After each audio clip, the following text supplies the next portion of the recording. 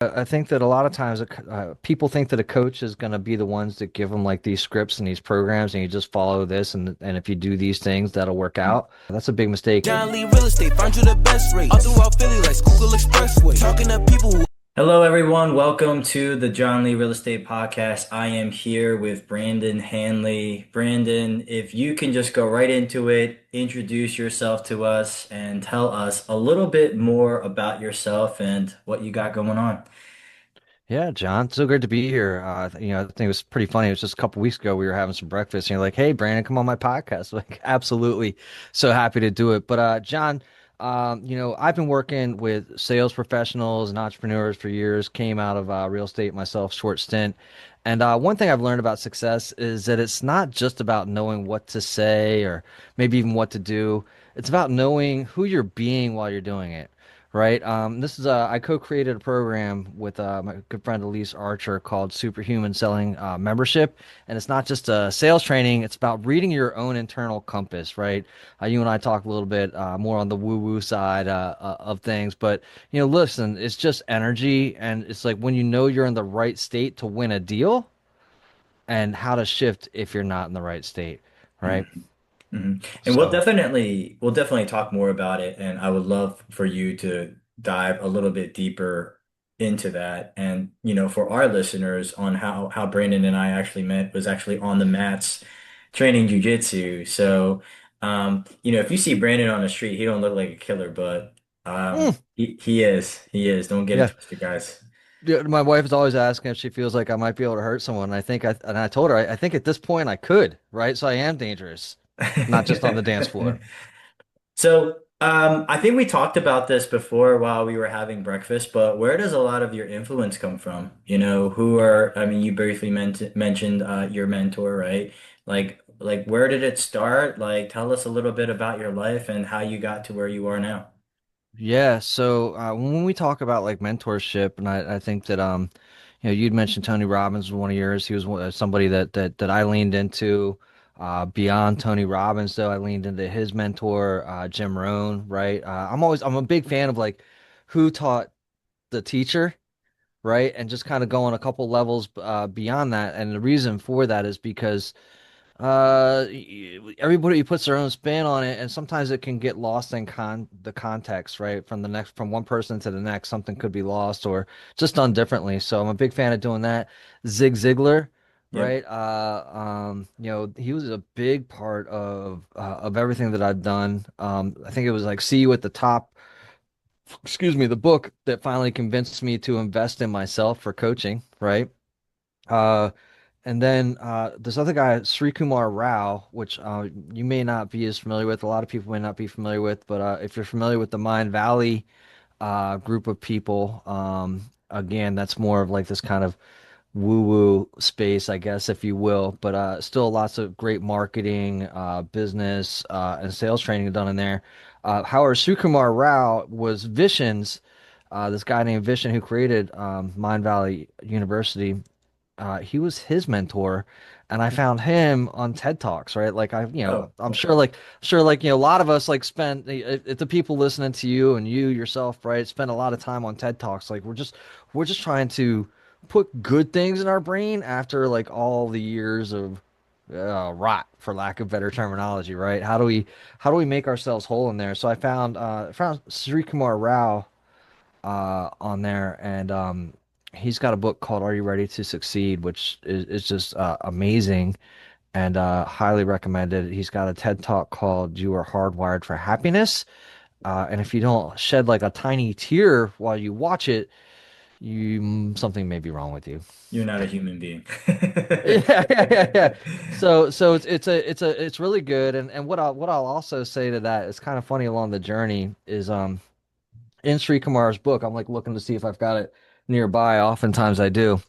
Um, in his book, in the first few pages, he talks about who it's for, but he also talks about like how you should approach going through the book, right? Like do all the exercises, set up with a group of people, and X, Y, Z, and don't move forward in the book until you're ready to do those things. So I put the book down for like a good 6 or 7 months because I wasn't ready to kind of tackle that and like make the commitment just yet. But when I did, definitely for me that one was life altering, and I did it with a group of men and have never looked back since. I've done several of his other programs. As a matter of fact, I'm still a member of. He's got a digital program that I'm a part of.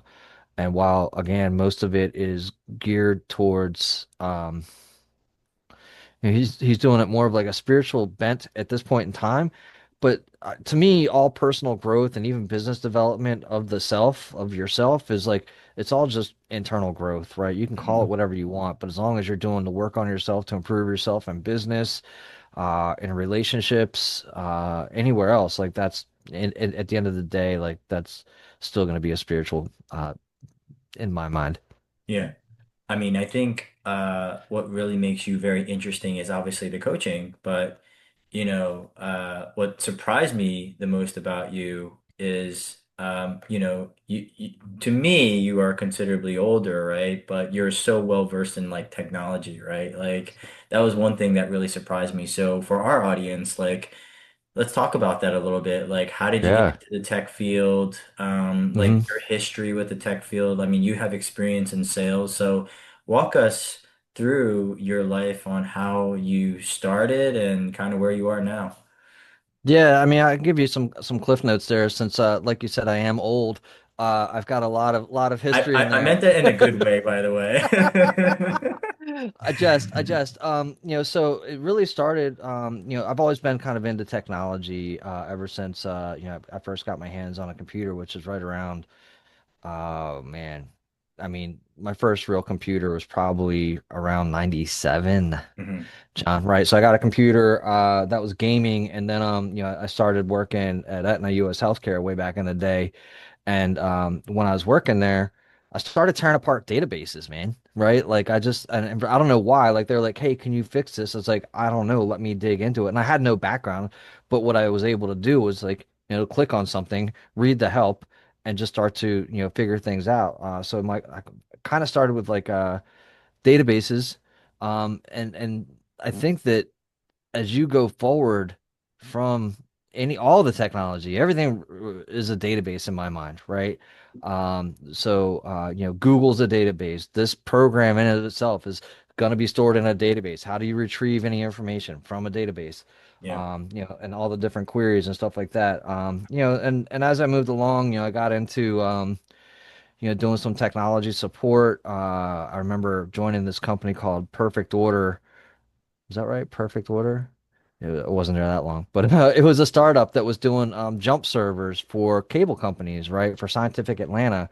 So loading up and getting into Linux was something else that I got into. I mean, so we're still talking like again, like we're talking right around 2000, 2001, where Linux was kind of hitting the scene, and everybody's like, "Hey, how can you make your computers faster and stronger?" And what happened there? So then going in, getting into the technology stack.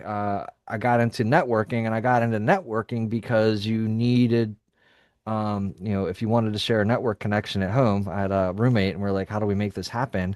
You needed like a router or switch, and they were kind of expensive at the time. And I dove into how to do it on one uh, network card, right? You could do some network card stuff called IP masking with Linux, and look, man, I was just kind of like always dove into like how do we leverage the technology that we have to either save money, make money, or scale, Mhm. right? So then again, fast forward some more. Um, I wanted to go from being a bartender and just doing desktop support, which I got back into at Aetna. Our second son was on the way, right? And I was like, man, I was like, we're not gonna make it on this salary and what I'm doing right now.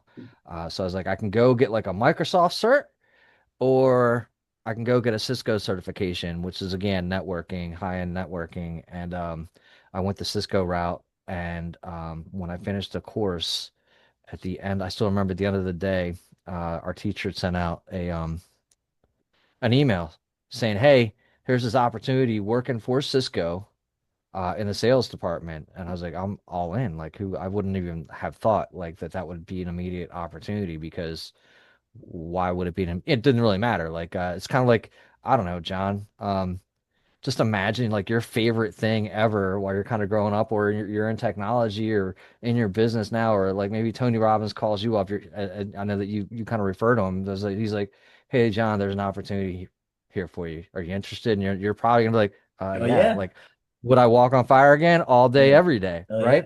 Yeah. So it was kind of like that same scenario, and so I ended up going to work for the sales team, and what I found really interesting, this was like a huge pivot and change for me, was like these are like high end. Like when I first got in there, John, I was doing quotes and quoting, I was doing like an inside sales role for like 40 to 60 million dollars. Like we're not like it wasn't just like, hey, ring up this round of drinks, Yeah. right? It was Big like contracts. Yeah. Yeah. there's a big money, right? Yeah. And first it was really interesting, and I was like, do these guys even know what they've done here, right? Bringing me in. But what was cool, what I found was just how supportive a sales industry or sales environment can be, because everybody that I worked with in there wanted to see me succeed. They wanted me to, do well there with them, but they also wanted to see me move on and do greater things. And I'd never been in an environment like that. And I still remember, man, I made a $40 million mistake once. And I was like, all right, well, I guess that's the end of this role, right? Like, I'm out. And I still remember the guy coming up because we'll just fix it. I said, what? Yeah, just fix it. Okay. I was so used to at that point in time, like people just beating you up, right? And just like kicking you while you're down, or being like, why did you make that? What led you to make that mistake? It was none of that. It was like, hey, just fix it. And like, I don't know what happened there, man. Like my head just kind of like blew apart, and I was like, you mean that people are actually supportive and they can help each other out and grow and advance, and if you make a mistake, you can just fix it. I just hadn't been around that before, and so that really led me into wanting to be in sales, because that was the type of person that you could be, and they were making a lot of money. Right. Yeah. There's no I guess that no helps. two ways. Yeah, it doesn't hurt, right? So you get to do kind of you get to work with cool technology, right? Where I'm at now, in the technology space too, is like, I mean, I'm deeply embroiled in providing network services and network technology for some of the largest companies in the world, right? And it's a name, it's a brand that you'll find in, think about all the, FANG, right? What is it? Facebook, and all these other places, and the larger companies that are all, household names, right? We're doing networking for them, and I think that that's just really cool to be a part of that. That is awesome. So, um, obviously, at a certain point, you got coaching before you got involved coaching yourself. So, Hmm. walk us through that story and what motivated you into getting into coaching yourself. Well, let me actually let's backtrack. What got you Hmm. into coaching first? Yeah, I mean, what got me into coaching was my coach, right? Right. This is Elise, the same person I'm doing working with now on the superhuman selling program. She was just holding a networking event, and I wasn't even seeking coaching, right? I mean, that's just kind of, to me, I guess that's just kind of how it works. But what I was seeking was how could I improve my skills so I could advance in the sales industry. And since I didn't have this huge background, I said, you know what, let me just go ahead and I'm gonna go ahead and get sales coaching before I even am in full in on sales, Mhm. right? And then while I was coaching and being coached by her, I just realized um, like how valuable it was to have like a sounding board, to have some direction, to have some tools, to have, somebody being able to echo back to me, reflect back to me what it was that I was saying, and helping me to, I mean, I think a good coach mirrors who you are to yourself, right? And you get to hear how you're being, and how you're behaving, uh, and whether and they're going to ask you questions. And I still remember this. They're going to ask you questions. Is that in alignment with who it is that you're trying to be, right? With what you're trying to achieve. And you get to, you get to, if you're honest, you can say yes or no, right? Like, you can be, yes, it is. Let's keep going. And then you can be like, oh my gosh, you know what? No, it's not. Well, we need to make some adjustments. And, so she helped me along that route. And, at a certain point, there was a certain point in the whole process where I wasn't doing like these check-ins that that were part of like the what do they call them? Revenue generating activities or that type of stuff, right? I wasn't doing these activities to get to where we had initially said that I wanted to get to. And at some point she goes, are you even still interested in the goals that we set? It's like no. Right? I was like, I'm not. And for me, the biggest part of that whole thing was I was terribly afraid again of somebody like coming down and crashing down on me and being like, This is like boot camp style. Like, you've got to go do the thing. This is what you said to go grind through it," type of stuff, right? And she was like, "Okay, well, what do you want to do?" And this is when I got into podcasting myself and getting into coaching myself. I said, I want to do podcasting. I want to get into it, and I want to do it in this certain space. And she goes, "You know what? I know a couple people that'll be like perfect guests." And it was kind of like in that moment where I was, given permission to do what I wanted to be doing, right? It opened up, and it was like, and that was something that I wanted to be able to do for others. Mm, that's beautiful. Now, you know, from your experience, whether it's coaching other people or being coached yourself, like what's what's something that what's the major benefit that people often overlook? And what's the common, I guess, mistake that people think that like, hey, this is what coaching is, but it's not. Like, what is your take Mm. on those two things? Yeah, I think that a lot of times people think that a coach is going to be the ones that give them like these scripts and these programs, and you just follow this, and if you do these things, that'll work out. Mm-hmm. And I think that that's a big mistake. And to me, that's what a mentor might be.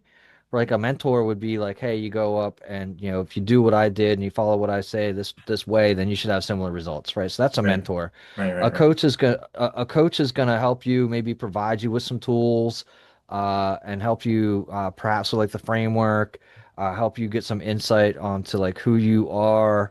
But they're not going to tell you how to do what you do, right? They're going to give you and I'll wind that back because I see you kind of rolling your eyes back there. Like they'll help you address it, Yeah. but they can't do it for you. And it's really what's really cool in my mind with coaching is like you as a coachee, you kind of can't do it wrong so long as you're doing the work. Yeah, I think it's like a therapist, right? They just repeat back to you, what, affirming whatever initial belief that you have. And obviously there's some level of discernment I think that the coach needs to have an opinion. I think that matters too, because I think there's coaches that are a bit too like passive in that way. They leave it too Mhm. much into interpretation without having an opinion. And that's why there's certain levels of coaching, right? Like, for example, I get real estate coaching. So if I'm getting real estate coaching and all I'm getting is like all I'm getting from the coach is just regurgitation, right? Like whatever I'm saying, they're just repeating back. Well, Right. there needs to be some level of expertise that the coach needs to have, right? So with you, right, um, I the take that I get from it is that there's stylistically different kinds of coaches, right? There might be a Mm. coach that will say, kind of like what you were scared of, right? Like, why didn't you do this? Why didn't you do that? Why Yeah, didn't you yeah, do yeah, yeah, yeah, right? yeah, Yeah. yeah. And there's some coaches where I think, and again, you can correct me if I'm wrong because I'm not a coach, but I have mentor people. So like stylistically, that works for some people, right? And Sure. I don't know if you change your approach for certain people or if you believe that is not the right approach in general, or if you have an opinion on that matter, but wanted your Y- thoughts. Yeah, I mean, I think it all boils down to the right fit, right? Right. I mean, I'm not gonna go try and I'm not a boot camp kind of guy. Like now, I will tell you this, and only because my wife is going to school to become a therapist. Coaching and therapy is different. right? For sure. And in my opinion, like we're not, and just how they're different, just so I can call that out, right? Like I think therapy is like kind of the work that you do and you get through like before you advance confidently into like expansive space, because before I think that you're ready for the type of coaching that at least that I would offer. Like you can't be hung up on who you've been, right? You've got to be ready to move forward. And I think that I'm not like the boot camp kind of guy, but I'm also not going to argue for your limitations, right? If that makes sense. So like Mhm. I'm not going to be like, you can sit there and tell me all the reasons why it didn't work out or why you didn't do the thing. And I'll be like, okay, so I'll ask you for a commitment. I'll ask you for the thing. Say, hey, you committed to doing this. What happened? Right? Are you still committed to going forward? And if not, then we get through a couple sessions, and if you're not doing the work, John, then you will not get the results, right? I think we all know that that's pretty clear and simple. And at that point in time, like uh, a good coach, like I would do, I'd be like, I don't think we're a good fit, right? I would fire you as a client, right? Because at the end of the day, you're not getting the value that you're seeking, Mhm. and obviously, I'm not driving you or motivating you the way that I should be able to. And Mhm. so, to me, at the end of the day, I think it's a find the one that's the best fit for you, right? Like I Right. won't operate well. I will not operate well from somebody who's trying to like kick my ass and have me um operate from a place of fear. And we're going to talk a little bit about that really. I can't operate from a place of fear. Um or this kind of like belittling and that type of motivation. Like I need the expansive vision version. I want to be pulled into expansion. I don't want to be pushed by fear. Yeah. I mean, one, I had breakfast with a friend of mine last week, and he asked me about coaching. He was like, honestly, John, like, what's one special takeaway have you gotten from coaching? And like I straight up told him, I was like, and I said it very quickly. I said it's the accountability. I said Mm. I wish I can tell you that there is a magic bullet that I've learned something special about the real estate space, or there was like a specific nugget that this coach had brought out.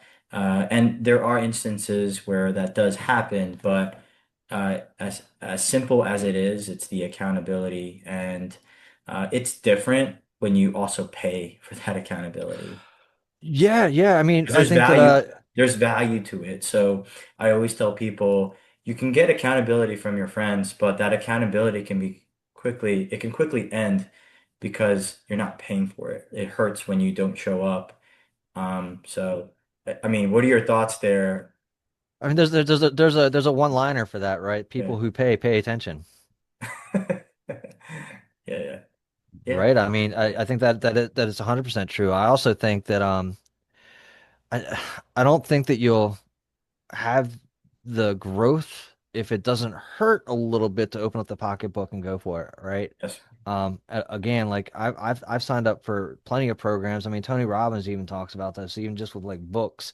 Like 90% of the, I think he says something like 90% of the books that people purchase don't even get opened, right?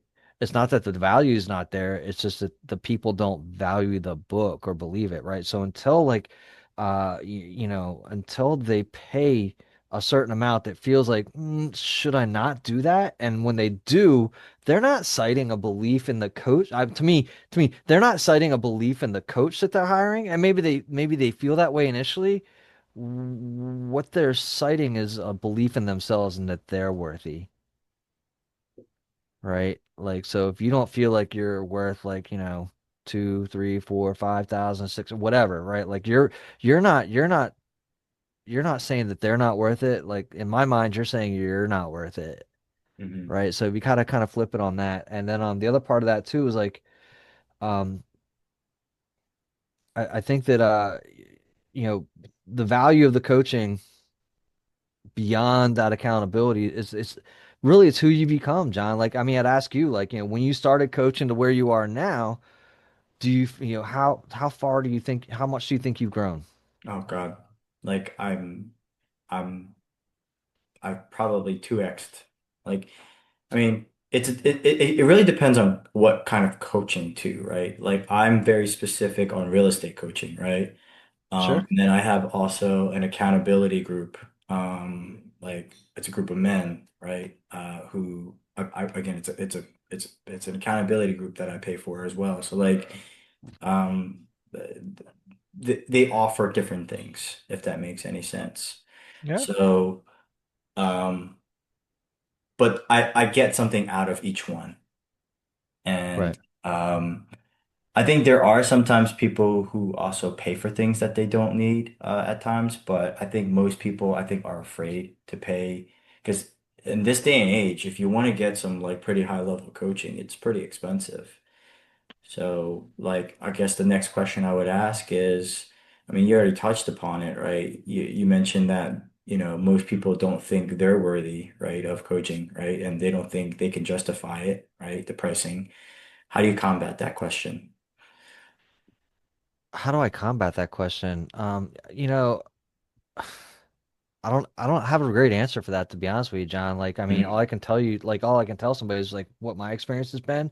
But I'm the salesperson, so how I usually combat it is just like I think, well, how we do it in sales, right? But like, here's all my testimonials, right? Yeah. You're like, here's the success track. Here are the people outside of me. If you feel like you need, if you feel like you need to take the leap and you've got to find out from somebody else, then talk to this person. Let the work talk for itself. Yeah. No, no, that's so true. That's so true. And I'm actually surprised by how many people like don't step into that space because growing up, we had accountability as kids from our parents. We had accountability from, maybe our professors or, our motivation was based on grades, whatever it is. But when we got into the work field, we kind of lost that accountability. So, where do we continue to educate ourselves and to continue to grow, right? I think that's where coaching really comes into a really good and effective space. So, yeah, I mean, you mentioned also, Brandon, some of your influences, right? Changing gears. You mentioned, well, I mean, we briefly talked about Tony Robbins. We briefly talked about Jim Rohn, right? Zig Ziglar. I think we talked about that while we had breakfast, right? So, your stylistic approach, right? Tell us a little bit about that and, like who would be an ideal client for you? Who would be a good fit for you in your stylistic approach of coaching? Yeah, no, John, I think that's a good question, right? Like, the best way to put it is like somebody that's felt like maybe they've been grinding out for too long, right? And that they're looking for, maybe they've had tremendous amounts of success, but like at what cost, right? Like maybe it's costing you your family. Maybe you can't sleep at night. Maybe you're like, again, you feel like you're just treading water and you know that there's so much more available for you, but you don't know how to get there, right? How we do that, again, we call it superhuman selling. We call it taking that quantum leap, and kind of what it looks like is, quantum leap is like you have like I always refer to the Matrix too for this stuff, right? Like, yeah, and it's probably getting dated now, but like there's that whole spot where like Neo's getting ready to make his first jump, right? And that's a quantum leap that he's getting ready to make. Because look at how huge that jump is. Like, no way, I could never do that. Like that was my best Keanu.